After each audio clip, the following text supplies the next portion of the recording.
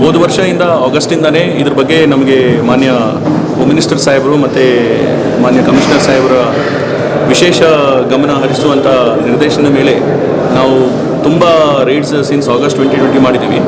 But this year ನಾವು ಇನ್ನೂ ಅದನ್ನು ಎಕ್ಸೀಡ್ ಮಾಡಿದ್ದೀವಿ. ಆ್ಯಂಡ್ ಈ ವರ್ಷ ಎಸ್ಪೆಷಲಿ ನಾವು ಈ ಸ್ಟ್ರೀಟ್ನಲ್ಲಿ ಏನು ಡೆಲಿಂಕ್ವೆನ್ಸಿ ಇದೆ, ಎಸ್ಪೆಷಲಿ ಡ್ರಗ್ ಯೂಸ್ ಮತ್ತು ಆಲ್ಕೋಹಾಲ್ ಅಬ್ಯೂಸ್ ನಂತರ ಅದರ ಮೇಲೆ ಕೂಡ ವಿಶೇಷ ಗಮನ ತಗೊಂಡಿದ್ದೀವಿ. ಇನ್ಫ್ಯಾಕ್ಟ್ ದಿಸ್ ಇಯರ್ ಈ ಪರ್ಟಿಕ್ಯುಲರ್ ಸ್ಟೇಷನ್ ಲಿಮಿಟ್ಸಲ್ಲಿ 38 such consumption cases we have done. Although reoffending by such people is also issue, ಅದೂ ಒಂದು ಇಶ್ಯೂ ಇದೆ. ಬಟ್ ಅದನ್ನು ನಾವು ರಿಹ್ಯಾಬಿಲಿಟೇಷನ್ ಮತ್ತು ಬೇರೆ ಏಜೆನ್ಸೀಸ್ ಜೊತೆಗೆ ಅವ್ರನ್ನ ರಿಫಾರ್ಮ್ ಮಾಡೋ ಮತ್ತು ರಿಹ್ಯಾಬಿಲಿಟೇಟ್ ಮಾಡುವಂಥ ಕ್ರಮ ಕೂಡ ನಾವು ತಗೊಳ್ತಾ ಇದ್ವಿ.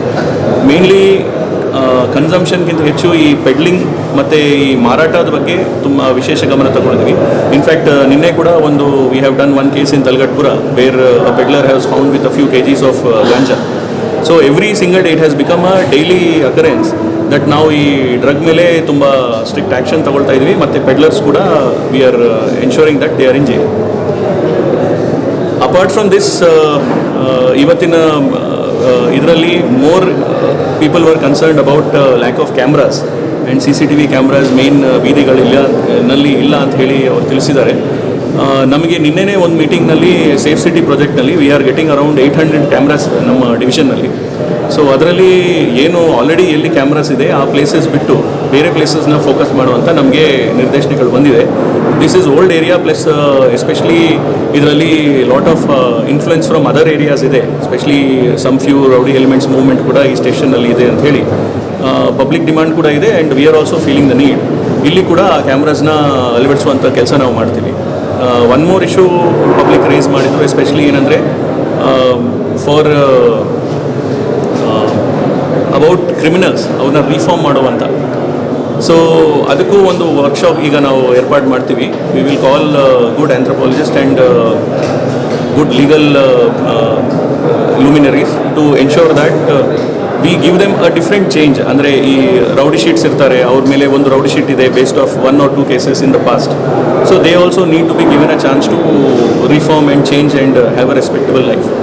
Same place some property offenders ಇರ್ತಾರೆ who have left this long back or who are now looking for not doing this again. So ಇಂಥವು ಕೂಡ ಇವರಿಗೆ ನಾವು ಒಂದು ವರ್ಕ್ಶಾಪ್ ಮಾಡಿ ರೆಸಿಡಿವಿಸಮ್ನ ಅವಾಯ್ಡ್ ಮಾಡಲಿಕ್ಕೆ ಅಂತ ಹೇಳಿ we will do one new attempt.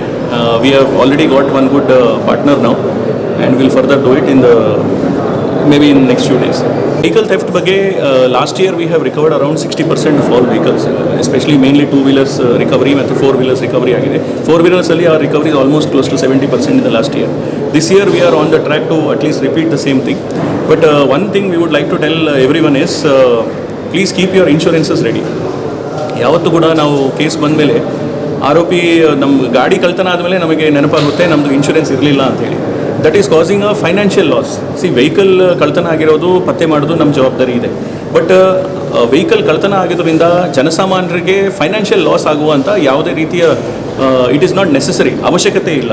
ಅವರ ಇನ್ಶೂರೆನ್ಸನ್ನು ಸರಿಯಾಗಿ ಅವರು ಪಡೆದುಕೊಂಡ್ರೆ, ಇನ್ಶೂರೆನ್ಸ್ ಇನ್ ಟೈಮ್ ಇದ್ದರೆ ಅದರಿಂದ ವೆಹಿಕಲ್ ಕಳ್ತನ ಆಗಿರೋದ್ರಿಂದ ಎಡವಟ್ಟಾಗ್ಬೋದು. ಅಂದರೆ ನಾವು ದಿನ ಹೋಗೋ ಬರುವಂಥ ಗಾಡಿ ಇಲ್ಲ ಅಂತ ಹೇಳಿ, ಬಟ್ ಅದರಿಂದ financial loss ಪಡ್ಕೋಬಾರದು.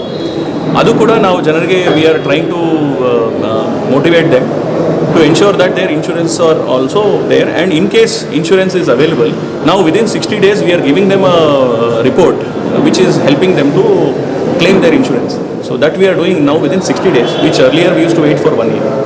That also has helped a lot of people at list ಅವರ ಫೈನಾನ್ಷಿಯಲ್ ಲಾಸನ್ನು ಅವಾಯ್ಡ್ ಮಾಡುವಂಥ ಅವರಿಗೆ ಒಂದು ದಾರಿ ಬಂದಿದೆ. Crime in general and crime against women in particular, it is not only due to 1 factor or 2 factors or 3. It is a mix of multiple things. For example, ನಾವು ಹಲವಾರು ಕ್ರಿಮಿನಲ್ಸ್ನ ನೋಡ್ತೀವಿ, ಅವರು ರಿಪೀಟ್ ಅಫೆಂಡರ್ಸ್ ಆಗಿರ್ತಾರೆ. So many times they are out on bail. And ಕೆಲವೊಂದು ಬಾರಿ bail ಆಗಿ ಒಂದು 15-20 ಡೇಸಲ್ಲೇ ರೀಅಫೆಂಡ್ ಮಾಡ್ತಾರೆ. Whether it is crime against women, especially ಈ ಸ್ಟ್ರೇಂಜರ್ ಟೈಪ್ ಆಫ್ ಕ್ರೈಮ್ಸ್. ಈಗ crime against women is again many times it is done perpetuated by people known to the women. So in that case there is not much we can do because people are we don't know he is an offender or not. But those with prior records, there is a problem that if they are let loose, then it becomes again an issue. So there is a small question of our criminal justice system. The second and third part is enforcement.